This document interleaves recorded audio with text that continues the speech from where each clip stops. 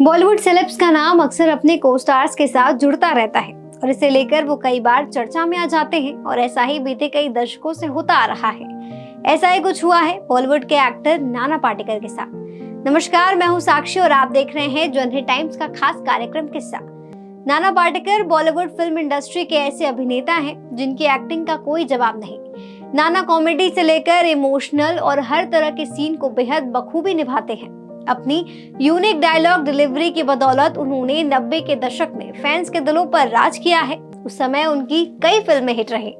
वहीं फिल्मों में निभाए गए अपने अलग अलग किरदारों के साथ ही उनकी लव लाइफ के भी खूब चर्चे हुए। जी हां, आपको बता दें, नाना पाटेकर का उस समय की दिग्गज एक्ट्रेस मनीषा कोइराला के साथ रिलेशनशिप काफी सुर्खियों में रहा था, लेकिन उस जोड़ी की मोहब्बत परवान नहीं चढ़ पाई थी। आखिर इसकी क्या वजह थी, तो चलिए जानते हैं ये किस्सा कि आखिर एक दूसरे से बेइंतहा मोहब्बत करने वाले नाना पाटेकर और मनीषा के बीच ऐसा क्या हुआ था कि ये एक दूजे के नहीं हो पाए।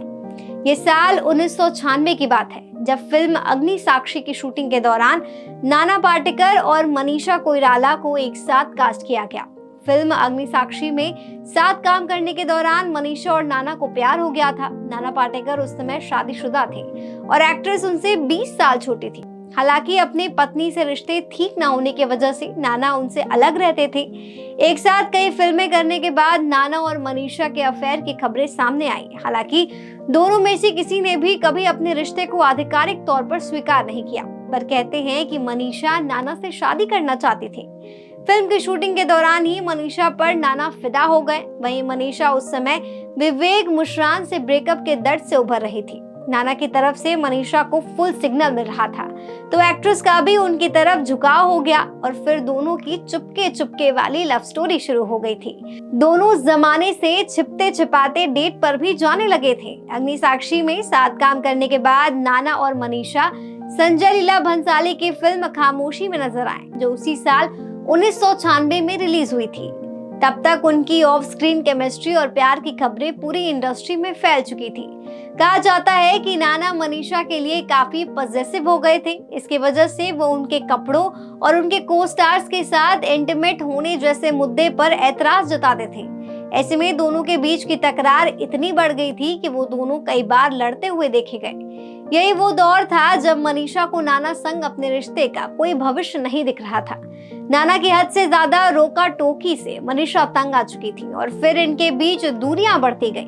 मनीषा को लगने लगा कि नाना के साथ जिंदगी की गाड़ी आगे नहीं बढ़ाई जा सकती। वहीं नाना पाटेकर और मनीषा के रिश्ते के ताबूत में आखिरी कील तब गिरी जब मनीषा ने खुद नाना और आयशा जुल्का को एक बंद कमरे में देखा।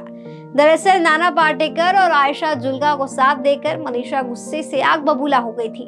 उन्होंने आयशा को खूब खरी खोटी सुनाई थी और हिदायत दी थी कि नाना से दूर चली जाओ। मनीषा ने आयशा पर चिल्लाते हुए कहा था कि मेरे मैन से दूर हट जाओ। हालांकि नाना पर इसका कोई असर नहीं हुआ और उन्होंने कभी आगे बढ़कर मनीषा के साथ अपने रिश्ते को सुधारने की कोशिश नहीं की। ऐसे में उन्होंने नाना को छोड़ने और मूव ऑन करने का फैसला ले लिया। बाद में मनीषा ने एक नेपाली बिजनेसमैन सम्राट दहल से शादी की। वहीं नाना भी आयशा जुल्का संग रहने लगे, लेकिन बाद में ये भी अलग हो गए।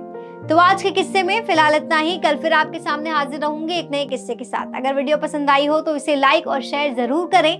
साथ ही चैनल को सब्सक्राइब करना बिल्कुल भी ना भूलिए और ऐसे ही देखते रहिए जनहित टाइम्स।